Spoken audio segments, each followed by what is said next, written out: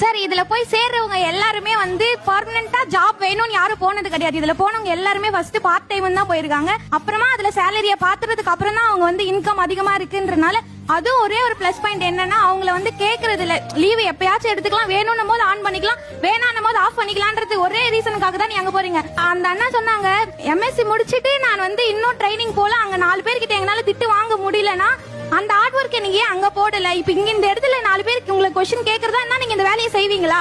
அதே டெலிவரி நீங்க செய்வீங்களா? நீங்க லீவ் எடுக்கிறத பத்தி சொல்றீங்களா? இப்போ வந்து எனக்கு உடம்பு சரியில்லை இல்ல பர்சனலா வேற ஏதாவது லீவ் எடுக்கணும் வச்சுங்க, நான் வந்து ஆபீஸ்ல போய் லீவ் கேட்கணும்னா ஒண்ணு போய் சொல்லி கேட்கணும், சார் உடம்பு சரியில்லை சார் அப்படின்னு சொல்லி கேட்கணும். அப்படி இல்லைன்னு சரி, இதுல அந்த சிஸ்டம் வந்துச்சுன்னா நீங்க அந்த இந்த வேலையை பாப்பீங்களா?